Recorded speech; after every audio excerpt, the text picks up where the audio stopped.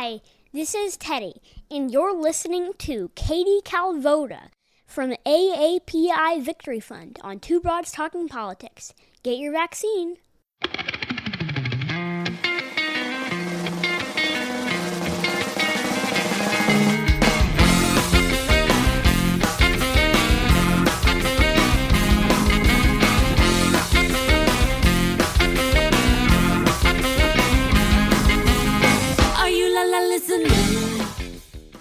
Hi, everyone. I am Kelly. This is Two Broads Talking Politics, and I'm on with Katie Kalvoda, who is a board member for the AAPI Victory Fund and the AAPI Victory Alliance. So hi, Katie. Hi, Kelly. Nice to be with you. Yeah, nice to talk to you. So we're going to talk some about the California recall, but I thought maybe if you could just tell me a little bit about yourself and your involvement with the AAPI Victory Fund and Victory Alliance. Yeah, I joined the board of the Victory Fund just a couple of years ago when they wanted to bring the presidential town hall to Orange County, which is where I live. And I was happy to be a part of that endeavor. And it was the first time ever that we would host a Democratic slate of presidential candidates to speak directly to our community. So I felt it was a worthwhile cause and I leaned in heavily. And then afterwards, they asked me to join their board and I was glad to do that. And then for the Victory Alliance, I just joined earlier this year at the creation of a AAPI think tank. So that's the first of its kind in the nation. And I really think that that's important because a lot of our work in the community, as you probably know, in all marginalized communities, is very disjointed, right? And I love to see collaboration and coalitions build, and for us to be able to pull talents from our community and be able to put forward policies that people can adopt across the board, locally, at the state level, and then at the national level. Excellent. So we're going to talk some about California. You mentioned you live in Orange County. The Asian American Pacific Islander population in California has exploded since the last census to the most recent census. Can you talk a little bit about that growth, what that growth looks like in California? Yeah, I mean, you've probably heard as well as others that the Asian American community is the fastest growing census group, racial group in the country. And that's not, that's something that we have been a part of and witnessed here in California for a long time. And it's a combination of, folks that are born here from families that have immigrated years ago and also newly arrived immigrants. And so because of that, we are quite the diaspora, and span over 30 countries and languages and cultures and religions. And so it is one of those most intriguing voting blocks, right? Because we are not a monolith, but at the same time, it presents so much opportunity, right? Because we are ultimately, at the end of the day, an immigrant story. And as long as people understand that they can relate to us as immigrants, right? People who just want to achieve the American dream, just like the immigrants who came before us, our population would be it would resonate with them quite a bit. And in California, we've seen growth in Northern California, in Central California, and in Southern California. So it's really exciting. And we're also seeing young people get super engaged, on a lot of different issues. And so I'm happy to be a part of the conversation and the landscape change. As you mentioned, this isn't a monolith, but what are some of those issues, especially what you're seeing maybe among the young people that are sort of driving the conversation for them, that are getting them out to the voting booth? What are these issues that are really resonating? Yeah, I mean, for our bread and butter, the folks that have been here for decades now as immigrants in the 60s and 70s, we're talking about just advancing social services in our community, getting opportunity, for our children and grandchildren, access to resources in different languages, right? And just that's always an issue for us. But when you take the temperature of the younger folks, they are very, very motivated by climate change and environmental justice, racial justice, and economic justice, right? All of those things that I think they want to see in their community, but also share in sort of those principles with their youth group. So it's fascinating to see how it can tie back to our community, but also be very relevant to the topics that all young people care about right now. Yeah, absolutely. And I imagine that climate justice in particular is something in California that is sort of front of mind for a lot of different groups. What have you been affected at all by the fires and the droughts and everything that's happening in California right now? Oh my gosh, the weather is insane this year. I mean, it is from fires to we had fires earlier this summer in Southern California, which we hadn't had in that intensity before because you'd really hear about wildfires in Northern California. But we have large fires right now that we're contending with in Northern California. But there are things like tsunami warnings that I just heard a siren go off not too long ago, and just I don't know, it just sounds a little bit like a nuclear alarm, kind of like do you duck and hide? What do you do in a tsunami situation? So we're dealing with that on the coastal counties like Orange County. But what we saw also in COVID is that communities that are linguistically and racially segregated, and most of the time they are built in poor areas of the region that are susceptible to more environmental risks, water contamination and other issues, are our communities of color. And those inequities and disparities surfaced, most poignantly during the pandemic.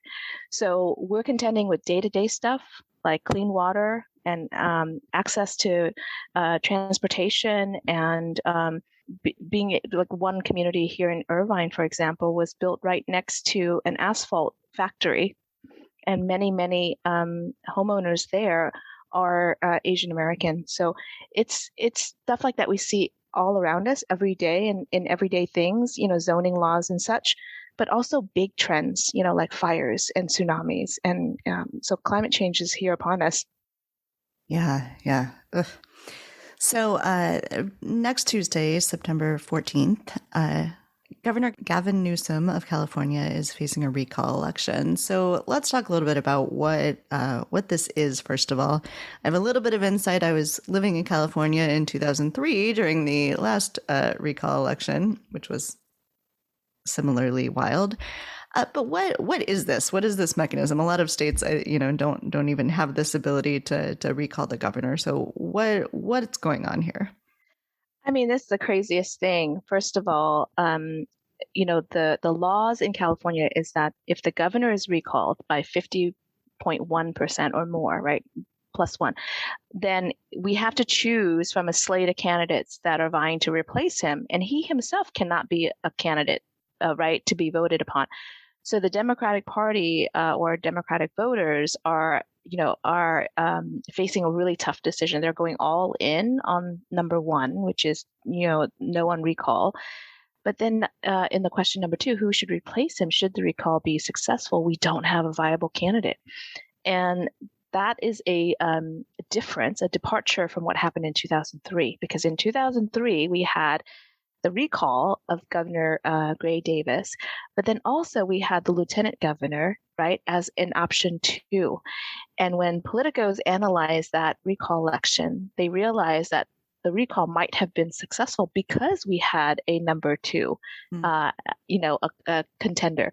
So in order to prevent sort of the narrative that people are kicking or rejecting democratic values, they have opted to go all in on question number one without a viable contender in number two.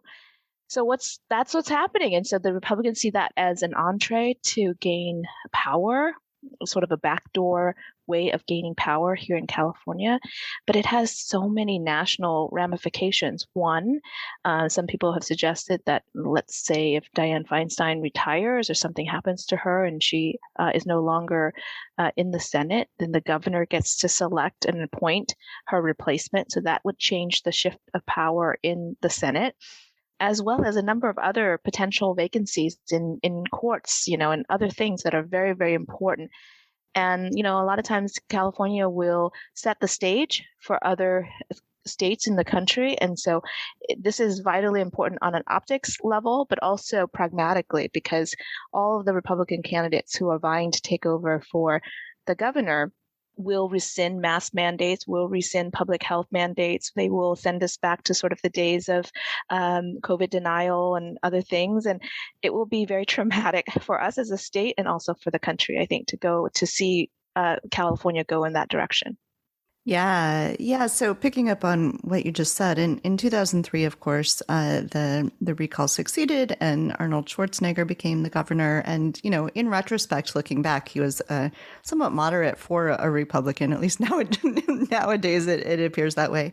But that is not the case for these Republicans who are sort of the front runners on the ballot this time, right? Like, what are these like Trumpy Republicans? Like, what does this look like if one of these Republicans is to win if the recall is successful?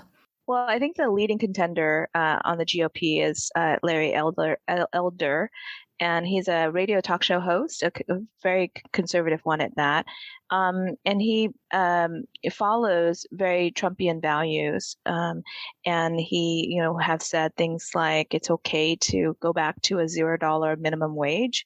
There should be zero protections on fracking and other, environmental. We've made so much progress in California on climate justice. And so to see somebody speak like that, it would be a total reversal of our policies and values. He's also said very inflammatory things about women, about pregnant women in particular, that it's okay to have workplace policies that may be discriminatory against pregnant women. So the things that he said on the radio, we have, of course, access to, and a lot of times they are very shocking. And it would be a tremendous loss for us as a party and also as a state if we were to institute someone like that in power.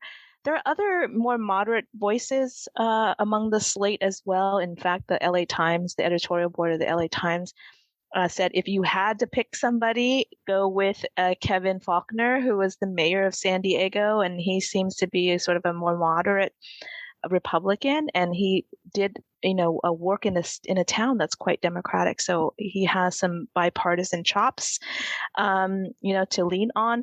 But I don't think this climate is accepting of folks like that, who's willing to be moderate and to reach across the aisle. We're very polarized in many ways, and so the Republicans are going all in with Larry, and conversely, Democrats are going all in for Gavin Newsom. So how does this happen in a state like California? If you're looking at California from the outside, you think, it's just a really democratic state. The state legislature is overwhelmingly democratic. How is it possible that we could be in a situation where Gavin Newsom is recalled and replaced by a Republican? I mean, Gavin Newsom as a governor, to give him a lot of credit, is a very popular legislator. I mean, everything he has done so far, he has addressed big issues head on with a lot of conviction and a lot of resources, things that we haven't really had in the past. So in many ways, he's blazing a path forward that we love to see here in California. The thing that went wrong for him was there was a judge that said that because of the coronavirus, petitioners could extend the recall, signature collection process by 4 months. And right when the judge made that verdict, there was the French Laundry restaurant scandal where Governor Newsom was out with some friends without a mask on.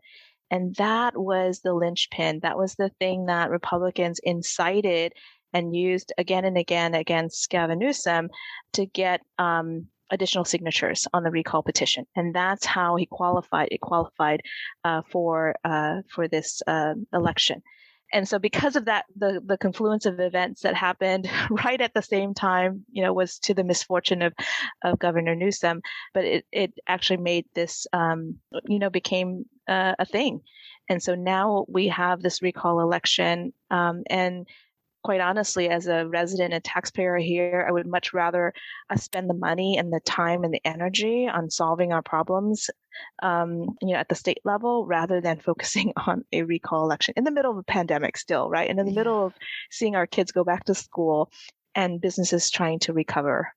So presumably if everyone in California came out and voted, the recall would not succeed and this would not be a problem. But the real problem in something like a recall is turnout. So what particular challenges do voters in the AAPI community face in turning out in an election like this? What are the things that we should be thinking about as we're sort of looking at this election?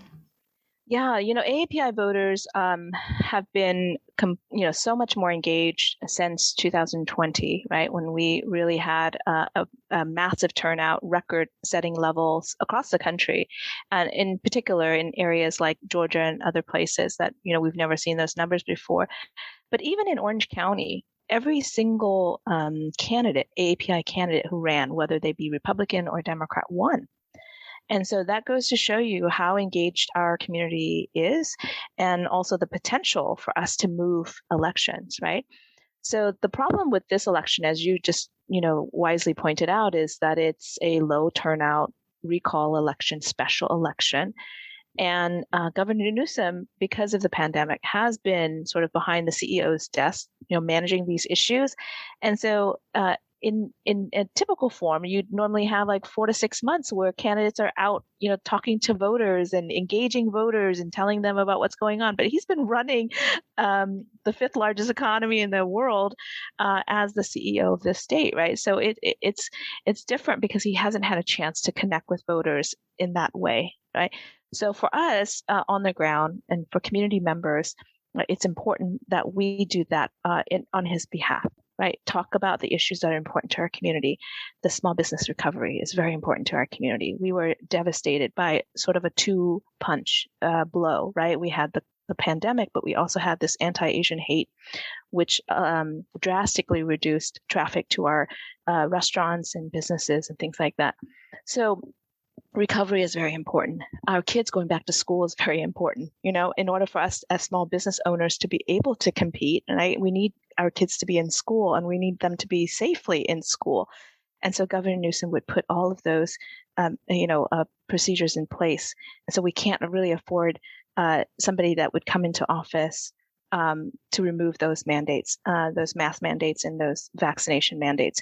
So for the API community, so much is at stake. We have gone, into negative territory in terms of community wealth. We need to rebuild, back up.